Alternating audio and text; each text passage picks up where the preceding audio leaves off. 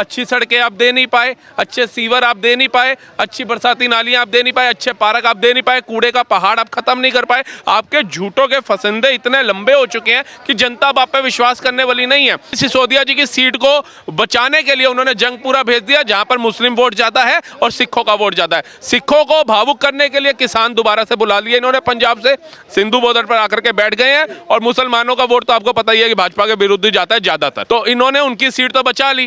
ताहिर हुसैन जैसे नेताओं को आप पार्षद बना करके पार्टी में रखते हो, जिनकी छतों से पेट्रोल बम फेंके जाते हैं, पत्थर फेंके जाते हैं, आप आकर के कहते हो दिल्ली असुरक्षित है। आपके घर में ही सर, इनके घर में ही स्वाति मालीवाल मार दी जाती है, ये कह रहे हैं महिला असुरक्षित है। डबल इंजन की सरकार चाहिए, क्योंकि हमने अब दोबारा 5 साल ये नहीं सुनना एलजी काम नहीं करने दे रहा, मोदी काम नहीं करने दे रहा, एलजी का। अरे तेरे को सैलरी डबल करने देते हैं एलजी साहब, विज्ञापन मंत्री बनने देते हैं, तुम्हारे को शीश महल बनाने देते हैं, गाड़ियों का काफिला लेने देते हैं, तुम्हारे मतलब की सारी चीजें लेने देते हैं। ये दुर्भाग्य है कि हमने केजरीवाल जी को चुना और अपनी दिल्ली को बदहाल दिल्ली कह दिया। दिल्ली दिल वालों की जानी जाती थी, लेकिन आज दिल्ली टूटी नाली, टूटी सड़कें, टूटे कूड़े के पहाड़ों से भरी हुई जानी जाती है। उन्होंने आज आह्वान किया है, ये उन्हीं 1000 रुपए की तरह मिलेगा टकाटक या खटाखट, ये पूछिए, या जैसे 8500 मिल रहे थे टकाटक टकाटक, प्रियंका जी खटाखट खटाखट, ये एक टोन बन गई थी। एक मतलब अगर लता मंगेशकर जी आज जीवित होती तो वो एक पुराने फिल्म के ऊपर गाना इसके ऊपर लॉन्च जरूर करती। मतलब आपने कुछ नहीं दिया जनता को, खटाखट की जगह लाते भगा करके भगाया फटाफट। आप बात करो, और सिर्फ चुनाव से 1.5 से 2 महीने पहले आपको याद आ रहा है 2100 रुपये देने, वो 1000 रुपये तो आप दे नहीं पाए। पूछिए इनसे, अच्छी सड़कें आप दे नहीं पाए, अच्छे सीवर आप दे नहीं पाए, अच्छी बरसाती नालियां आप दे नहीं पाए, अच्छे पार्क आप दे नहीं पाए, कूड़े का पहाड़ आप खत्म नहीं कर पाए। आपके झूठों के फसंदे इतने लंबे हो चुके हैं कि जनता अब आप पे विश्वास करने वाली नहीं है। आप चाहे ऑटो वालों को 10 लाख रुपए का बीमा दे दो, चाहे उनको 2500 रुपये वर्दी के दे दो, चाहे उनकी बेटियों के लिए पैसा दे दो, लेकिन वही ऑटो 8-8, 9-9 लाख रुपए का वो खरीद रहा है, 10-10 हजार रुपए का चालान भुगत रहा है। इसको रियायत दो ना, वो बेचारा कमाएगा कहां से? आप तो 10 लाख रुपए तब देने की बात कर रहे हो जब वो परमात्मा को प्यारा हो जाएगा। जीते जी उसको क्या लाभ दे रहे हो आप? 10 साल पहले आपको वही लेकर के आया था दिल्ली के अंदर। एक बड़ा सवाल ये खड़ा होता है कि अरविंद केजरीवाल आरोप लगा रहे हैं कि भाजपा उनके वोटर्स की वोट कटवा रही है ताकि चुनाव में धांधली हो और भाजपा जीत जाए। देखिए, इसका मैं प्रमाण देता हूं। मेरे भी घर पे आए थे, कुछ लोग आए थे मेरे घर में, उन्होंने पूछा था जी आपके फादर साहब। मैं कहा जी उनकी डेथ हो गई, कितने साल हो गए? मैं कहा 13 साल हो गए। तो उन्होंने कहा अच्छा ये वोटर लिस्ट में नाम काटना है, आप मेरे को उसका वो दे दीजिए मृत्यु का वो प्रमाण पत्र। मैंने कहा ऐसे कैसे मैं दे दूं? फिर मैंने पता किया तो वो पता चला जी आए थे वो लोग जैनमन थे। मैंने प्रमाण पत्र दिया कि जब मेरे पिताजी इस दुनिया में नहीं है, मैं खामखा उनका नाम इसमें क्यों रखूं? मेरी सिस्टर थी, उसकी वेडिंग हो गई, उसने अपनी जहाँ स्टेट में गई उधर उसका वोटर आई कार्ड बन चुका है, लेकिन वोटर लिस्ट में यहाँ भी नाम था।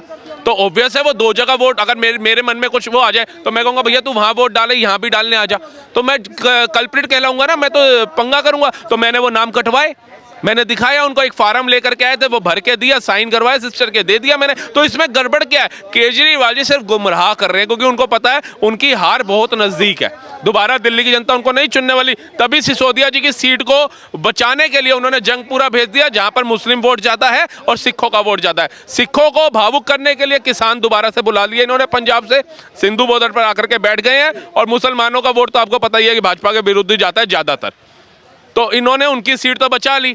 और जो अवध ओझा कल तक इनके पन्ने उखाड़ रहा था, जो कल तक कह रहा था कि जब जनता कोरोना में मर रही थी कफन नहीं था उनके पास, कफन नहीं था, ये घर में पर्दे लगा रहे थे रिमोट वाले, ऑक्सीजन नहीं थी, ये घरों के अंदर लाखों रुपए के एयर प्यूरीफायर लगा रहे थे, ये केजरीवाल जी कोरोना काल के अंदर। ये सच्चाई जो जनता तक पहुंची है, उसके बाद ही जनता ने तय किया कि जिसको हम अनिल कपूर समझ के लाए थे ना नायक पिक्चर का, वो अमरीश पुरी का बाप निकला। अच्छा ये बताइए अभी आपको क्या समीकरण लगते हैं, क्योंकि 50-60 दिन में दिल्ली की सरकार बन जाएगी, यानी कि 2 महीने फरवरी तक में सरकार बन जाएगी ऐसा लगता है, तो क्या लगता है कि इस बार अरविंद केजरीवाल जी के लिए समीकरण कैसे हैं यहाँ? देखिए केजरीवाल जी का आज मैं बयान सुन रहा था, जब वो 2100 रुपए की घोषणा करवा रहे थे आतिशी से, तब उन्होंने खुद ही बोल दिया कि मेरी बहनों, मेरे जीतते ही तुम्हारे खाते में 2100 रुपये आ जाएगा, लेकिन 60 से 65 सीटें मुझे दे करके भेजना है आपने।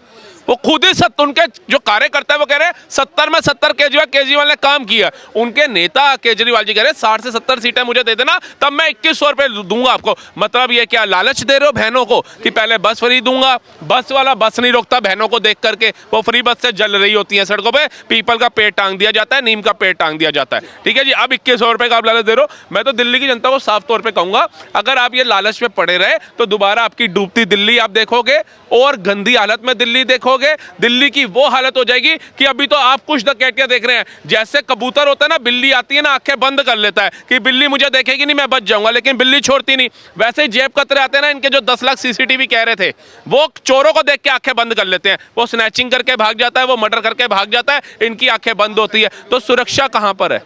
सुरक्षा तो नहीं है दिल्ली के अंदर। और आज 10 साल की राजनीति के बाद केजरीवाल जी को याद आ रहा है कि दिल्ली आज सुरक्षित है। ताहिर हुसैन जैसे नेताओं को आप पार्षद बना करके पार्टी में रखते हो, जिनकी छतों से पेट्रोल बम फेंके जाते हैं, पत्थर फेंके जाते हैं, आप आकर के कहते हो दिल्ली आज सुरक्षित है। आपके घर में ही सर, इनके घर में ही स्वाति मालीवाल मार दी जाती है, ये कह रहे हैं महिला आज सुरक्षित है। क्या लगता है कि जैसे कह रहे हैं केजरीवाल की सरकार में ना महिलाएं सुरक्षित हैं, चोर ज्यादा सुरक्षित हैं?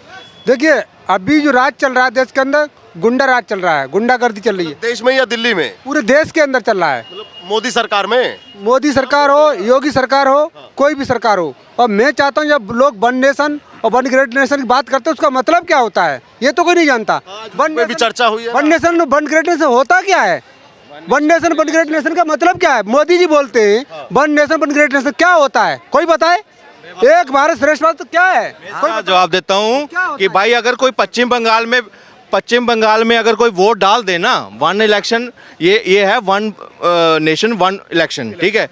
अब क्या होता है, कई लोगों का एजेंडा खत्म हो जाएगा इससे। क्या पश्चिम बंगाल में वोट डाला अपने इलेक्शन में, फिर 6 महीने के बाद बिहार में इलेक्शन आ जाए तो वहां दूसरा वोट डालकर वहां पे कोई 4-4 5-5 वोट पड़े।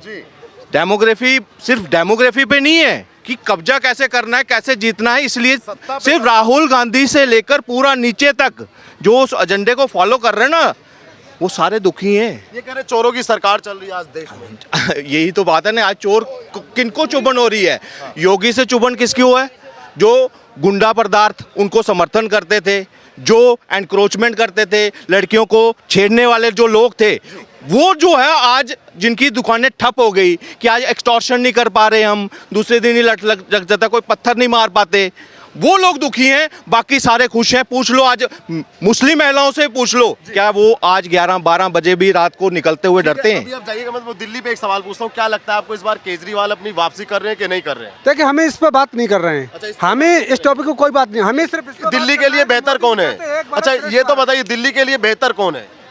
मैं इस पर कोई बात नहीं करना चाहता हूँ, सिर्फ मैं जिस पर बात करूँ वो आपके सामने आज ओपन कर रहा हूँ। आपने देख लिया दंगा, गुंडे, बदमाश, कहाँ देखे? पूरा देश विकसित हो रहा है, पूरे देशों में सड़कों का जाल बिछाया जा रहा है, पूरे देशों में टूरिज्म बढ़ रहा है, कश्मीर से युवा आ रहे हैं दिल्ली घूमने के लिए। आपने कहाँ दहशत देख ली? कोई एक राज्य बताइए जहाँ बम फटता देखो। अब आप दिल्ली की जो बात कर रहे थे सर, ये देखिए, ये मेरी फोटो आपको नजर आ रही होगी, ये ऊपर हमारे पिताजी की फोटो है, ये गुजर चुके हैं, इनका लिस्ट में नाम अभी तक है, 13 साल हो गए गुजरे हुए। अब ये नाम अगर गवर्नमेंट हटवा रही है तो इसमें कौन सा अन्याय कर रही है? ये तो मैं किसी और का अपना ही लाया हूं, ये देखो। हटाने का सही है ना भैया, क्यों जरूरत है? अब परसेंटेज तो बढ़ रही है कि फलानी जगह में इतने वोटर्स रहते हैं, इतने वोट बढ़े, परसेंटेज का भी तो फर्क आता है। हर चीज को सरकार देखेगी ना, बिना मतलब रद्दी क्यों बढ़ाती रहेगी लिस्ट के अंदर नाम लेके? इसी को गुमराह करने के लिए केजरीवाल कल को हारेंगे तो कहेंगे नाम कटवा दिए थे। अरे आप फैक्ट्स पे बात करो, अगर आपने दिल्ली में विकास किया होता, आपको दरदर नहीं भागना होता, आपने पंजाब में विकास किया होता, लोकसभा चुनाव में आपको हार का मुंह नहीं देखना पड़ता। एक अंतिम सवाल मैं आपसे पूछूंगा, फिर भैया के पास में जाऊंगा। एक सवाल मेरा ये है कि अगर केजरीवाल जी हार गए या मान लो जीत गए, तो क्या ये खटाखट वाली इनकी स्थिति भी होगी जैसे कांग्रेस के ऑफिस पे लोग पहुंच गए थे अगले दिन ही चुनाव के बाद? देखिए, कांग्रेस का हाल जो होने वाला है ना, मैं आपको बताता हूं, बहन को वो ले आए, घड़ी दर घड़ी बाद ऐसी स्थिति आई है। सांसद में भाई के साथ बहन आई है, अभी देखिएगा, और जब बहन आई है ये अपने भाई पे ही भारी पड़ेगी। आपको याद होगा रावण, उसके अंत का काल क्या है? उसका साम्राज्य, उसका अहंकार किसने तोड़ा था? शूर्पणखा की वजह से टूटा था। उसके बाद पूतना, कंस का अहंकार किसने तोड़वाया था? पूतना, बहन थी उसकी। हिरण्यकश्यप का अहंकार किसने तोड़वाया था? होलिका ने, बहन थी उसकी। अब राहुल गांधी का जो कांग्रेस का अहंकार है, ये बहन ही तोड़वाएगी, टोटली खत्म करेगी इसका अहंकार, है ना? ये टोटली अहंकार जैसे इनका खत्म होगा। स्वाति मालीवाल उतर चुकी है, जिसको ये बहन बोलते थे, जिसको नारी सशक्तिकरण की बात करते थे, नारी शक्ति बोलते थे, उसी बहन को केजरीवाल जी ने भी अपने घर में पिटवाया। अब इनके भी अहंकार का, इनके भी साम्राज्य का अंत जो है स्वाति मालीवाल बनेगी, ये आप देखना।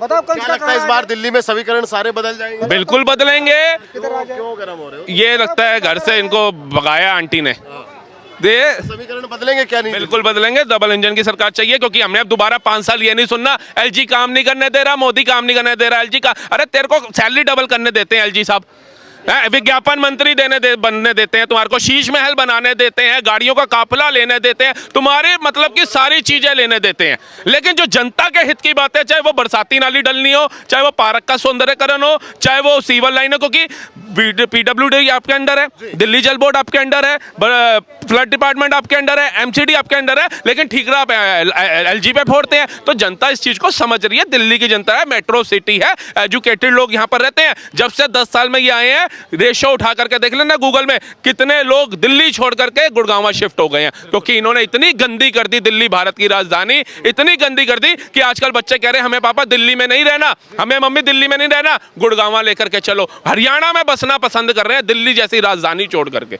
यह दुर्भाग्य है कि हमने केजरीवाल जी को चुना और अपनी दिल्ली को बदहाल दिल्ली कह दिया। दिल्ली दिल वालों की जानी जाती थी, लेकिन आज दिल्ली टूटी नाली, टूटी सड़कें, टूटे कूड़े के पहाड़ों से भरी हुई जानी जाती है। आज स्वच्छ दिल्ली नहीं मानी जाती है। यह सिर्फ और सिर्फ दिल्ली की जनता ने जो 10 साल से भूल करती हुई आ रही है, उसका नतीजा है।